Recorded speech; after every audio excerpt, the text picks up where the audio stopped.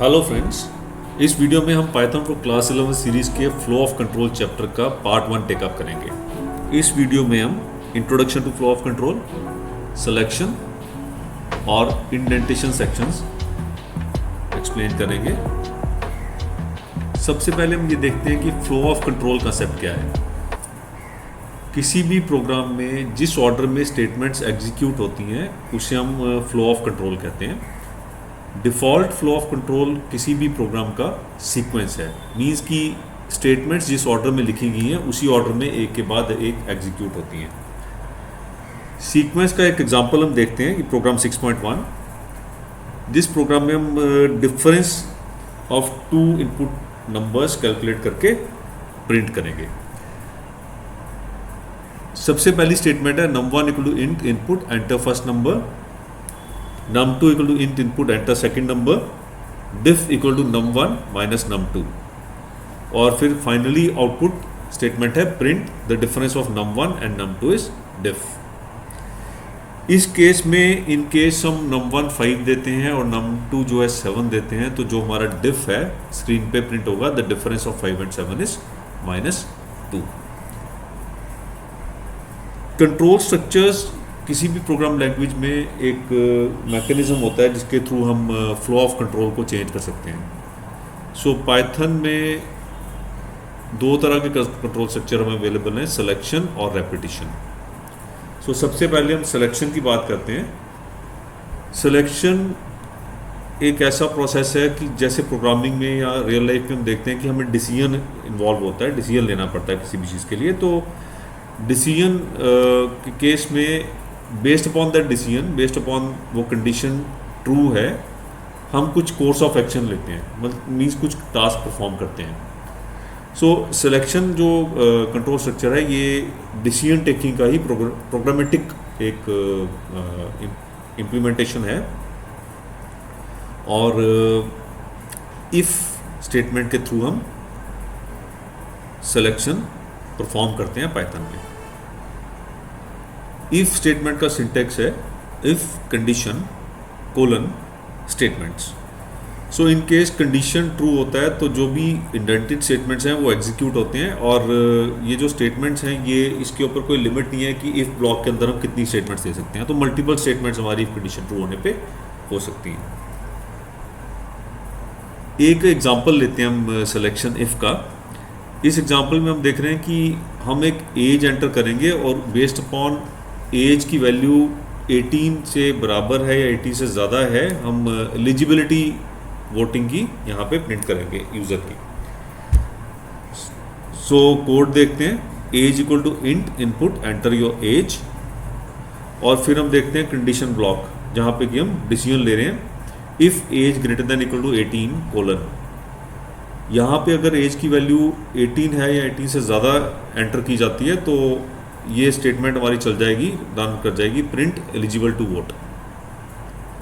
और इन case as जो है वो 18 से कम एंटर की जाती है तो ये लाइन जो है ये लाइन एग्जीक्यूट नहीं होगी और प्रोग्राम का कुछ भी आउटपुट स्क्रीन पे नहीं आएगा।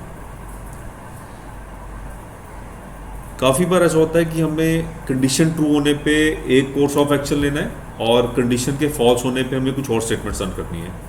तो जब हमें मल्टीपल पाथ ऑफ एग्जीक्यूशन चाहिए, जब हमें डिसीजन के बेस पे 2 पाथ चाहिए, यस और नो वाला पाथ चाहिए, तो उस केस में हम इफ एल्स स्टेटमेंट यूज़ करते हैं। इफ एल्स स्टेटमेंट का सिंटेक्स क्या है? If condition colon statements else statements. So in case condition true होती है तो इफ़ कंडीशन वाले ब्लॉक के अंदर जो इंडेंटेड स्टेटमेंट्स हैं वो एग्जीक्यूट होंगी, रन करेंगी, और कंडीशन फॉल्स होती है तो एल्स ब्लॉक वाली स्टेटमेंट्स एग्जीक्यूट करेंगे। अब हम इसी एग्जांपल को, जो पहला एग्जांपल हमने लिया, उसी के ऊपर बिल्डअप ऑन करते हैं। उस केस में in case age greater than equal to 18 थी तो हमने एक मैसेज डिस्प्ले किया था एलिजिबल टू वोट। अब हम चाहते हैं कि ये कंडीशन फॉल्स होती है तो एक दूसरा मैसेज स्क्रीन पे प्रिंट हो, नॉट एलिजिबल टू वोट। तो हम यहाँ पे इफ एल्स कंस्ट्रक्ट यूज करेंगे। If age greater than equal to 18 print eligible to vote, else print not eligible to vote. तो फॉर एग्जांपल अगर एज इनपुट की जाती है यहाँ पे 16 सो इफ़ कंडीशन फॉल्स हो जाएगी तो कंट्रोल जो है वो एल्स पे आ जाएगा और print not eligible to vote statement execute होगी और स्क्रीन पे not eligible to vote print हो जाएगा। तो यहाँ पे दो कोर्स ऑफ एक्शन है, कंडीशन ट्रू होने पे प्रिंट होता है eligible to vote, condition false होने पे प्रिंट होता है not eligible to vote. Selection का एग्जाम्पल हम एक कंप्लीट प्रोग्राम देखते हैं जिसके अंदर हम दो नंबर्स इनपुट दे रहे हैं num1 num2 और इन दोनों नंबर्स का डिफरेंस कैलकुलेट कर रहे हैं। अब यहाँ पे रिक्वायरमेंट हमारी ये है कि num1 और num2 में से जो भी नंबर ग्रेटर है हम ग्रेटर नंबर में से स्मॉलर नंबर को माइनस करना चाहते हैं ताकि डिफ वैल्यू जो है हमेशा पॉजिटिव वैल्यू आए। सो ये प्रोग्राम का हम फ्लो चार्ट देखते हैं। Start input num1 num2। सो दो नंबर्स हमने इनपुट ले लिए, फिर हमने कंडीशन चेक किया num1 greater than num2। Yes है तो हम डिफ कैलकुलेट करने के लिए num1 में से num2 माइनस करेंगे, नो है तो हम डिफ कैलकुलेट करने के लिए num2 में से num1 माइनस करेंगे और फाइनली डिफ को हम स्क्रीन पे प्रिंट कर देंगे। इस फ्लो चार्ट को कोडिंग के फॉर्म में हम देखते हैं, प्रोग्राम पाइथन में बना के देखते हैं। So num1 equal to input enter first number, num2 equal to int input enter second number. फिर हम कंडीशन टेस्टिंग करते हैं, if num1 greater than num2 diff equal to num1 minus num2, else diff equal to num2 minus num1 और difference को screen पे हम message में print कर देते हैं। सो आउटपुट इसकी देखते हैं। अगर सैम्पल प्रोग्राम रन करने में हम 5 और 6 की इनपुट्स देंगे तो स्क्रीन पे the difference of 5 and 6 is 1 वहाँ पे प्रिंट हो जाएगा।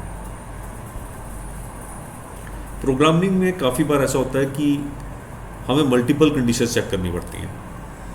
मल्टीपल कंडीशन चेक करने के लिए हम if elif else construct use करते हैं। एलिफ एल्सिफ का शॉर्ट फॉर्म है, so if elif else use करके हम मल्टीपल कंडीशन चेक कर सकते हैं।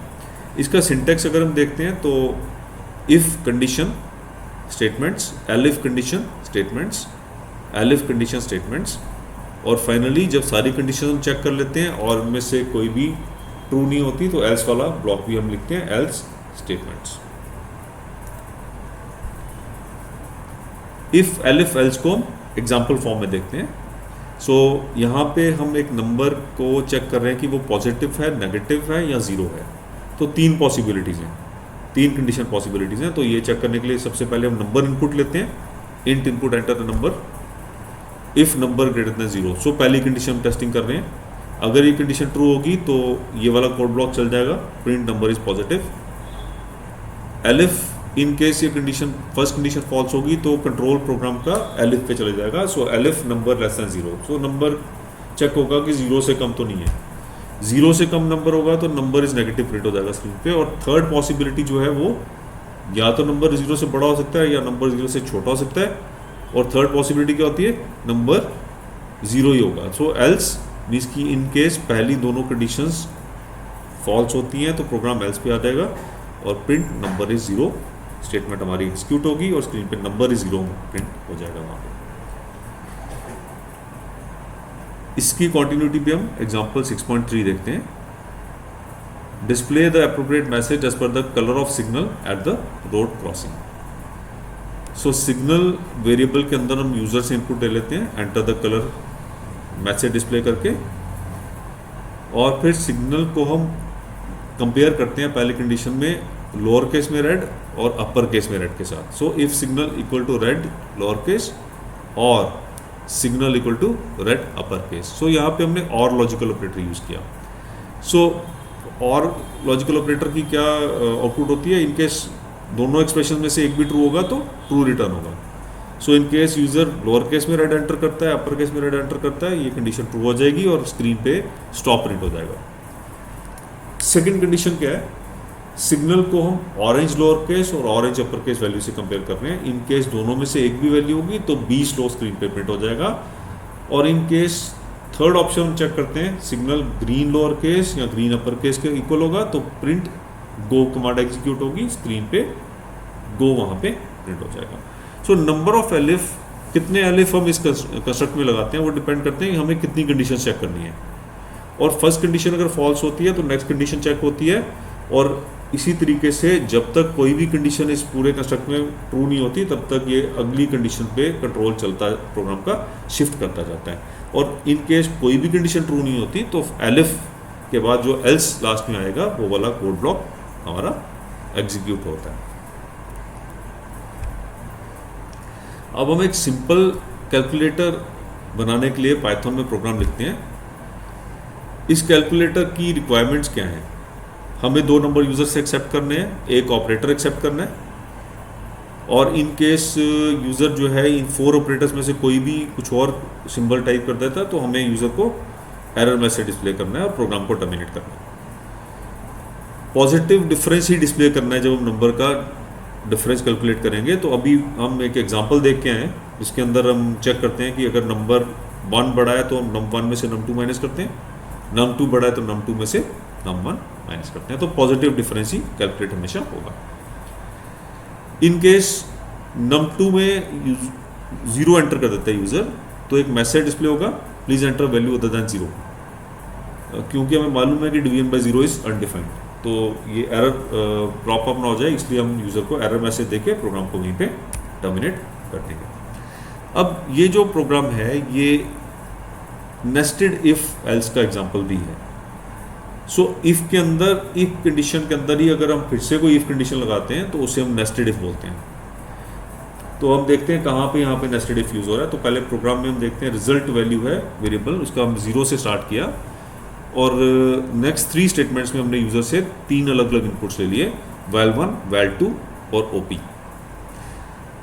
सबसे पहले हमने op को चेक किया। इन केस op प्लस है, सो इफ कंडीशन में स्टार्ट की, if op equal to plus, so result equal to val1 plus val2। So ये एडिशन का सिंबल है तो रिजल्ट हमने val1 प्लस val2 कैलकुलेट कर दिया। नेक्स्ट कंडीशन है elif. In case op plus नहीं है तो हम एलिफ पे आ जाते हैं, op equal to negative sign. Negative sign के अंदर क्योंकि हमें पॉजिटिव ही डिफरेंस कैलकुलेट करना है तो इफ कंडीशन एक ये नेस्टेड इफ है, एल्स इफ एलिफ के अंदर एक इफ आ गया, अब ये नेस्टेड इफ है।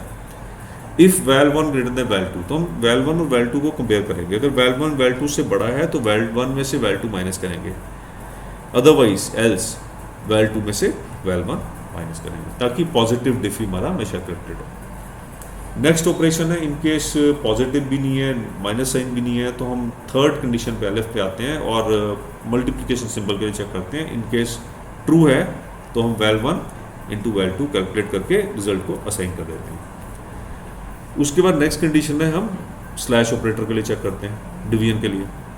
इसमें हमें चेक करना है कि अगर val2 0 है तो हमें एरर मैसेज डिस्प्ले करना है और प्रोग्राम को टर्मिनेट करना है, एल्स हमें रिजल्ट में val1 बाय val2 की वैल्यू असाइन करनी है। और इन केस इन 4 ऑपरेटर्स में से कोई भी ऑपरेटर यूज़र ने एंटर नहीं किया तो एल्स कंडीशन एग्जीक्यूट होगी और प्रिंट होगा रॉन्ग इनपुट, प्रोग्राम टर्मिनेटेड। और फाइनली स्क्रीन पे द रिजल्ट इज रिजल्ट करके हमारा मैसेज डिस्प्ले हो जाएगा। इसका एक सैम्पल रनिंग आउटपुट हमने नीचे यहाँ पे दिया है। अगर 84 और 4 वैल्यू हम देते हैं और डिवीजन का ऑपरेटर हम यूज़ करते हैं तो रिजल्ट हमारा 21 स्क्रीन पे डिस्प्ले हो जाएगा। अब हम बात करते हैं इंडेंटेशन की। अभी तक जो प्रोग्रामिंग हमने पाइथन की यूज़ की उसमें हमने इंडेंटेशन यूज़ करके कोड अभी तक बनाया है। अब हम समझते हैं कि इंडेंटेशन ज़रूरी क्यों है पाइथन में। पाइथन के जो मेकर हैं फीडो वैन रोजम, उनका एक पर्सनल ऑब्जर्वेशन थी कि प्रोग्राम अगर इंडेंटेशन के बिना बनाते हैं तो उसे रीड करना और उसे डिबग करना बहुत मुश्किल हो जाता है। तो इन्होंने क्या किया कि जब पाइथन लैंग्वेज बिल्डअप की तो इंडेंटिंग को एक सिंटेक्स का ही पार्ट बना दिया। मीन्स अब जो इंडेंटिंग है बाकी लैंग्वेज की तरह सी या C++ की तरह वो सिर्फ लुक्स के लिए या एज ऑफ यूज़ के लिए नहीं है। वो जब तक इंडेंटेशन प्रॉपर नहीं देंगे तो हमारा ये प्रोग्राम इंटरप्रेट ही नहीं होगा, प्रोग्राम चलेगा ही नहीं, प्रोग्राम में एरर आएगा। तो इस तरीके से इंडेंटेशन फोर्स कर दी गई डेवलपर के ऊपर। प्रॉपर इंडेंटेशन करेंगे तो ही प्रोग्राम हमारा एग्जीक्यूट होगा। सो अभी हमने जैसे इफ कंडीशन चेक की तो हमने देखा कि एक कंडीशन के अंदर हम जो ब्लॉक ऑफ कोड लगाते हैं तो वो इफ कंडीशन के अंदर इंडेंट होके आता है। और इसी तरीके से जो नेस्टेड इफ था वो भी फर्दर एक लेवल और इंडेंटेड था। सो इंडेंटेशन जो है ये एक इम्पॉर्टेंट पार्ट है प्रोग्राम को कोड करने का पाइथन में।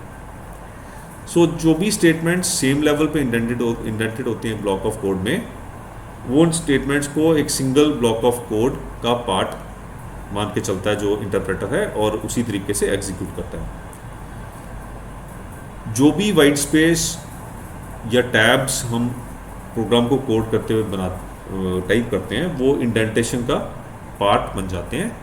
इंटरप्रेटर इंडेंटेशन की लेवल को बड़ी स्ट्रिक्टली चेक करता है, और इन केस इंडेंटेशन नहीं हम करते तो सिंटैक्स एरर्स आते हैं और प्रोग्राम हमारा एग्जीक्यूट नहीं होता। जनरली ये कॉमन प्रैक्टिस है, एक सिंगल टैब की जो होती है कीबोर्ड की, एक सिंगल टैब को हम यूज़ करते हैं for every level of indentation. एक प्रोग्राम हम देखते हैं, आगे भी हम इंडेंटेशन स्टडी कर चुके हैं, लेकिन फिर से हम देखते हैं प्रोग्राम इंडेंटेशन का कॉन्सेप्ट फिर से अंडरस्टैंड करने के लिए।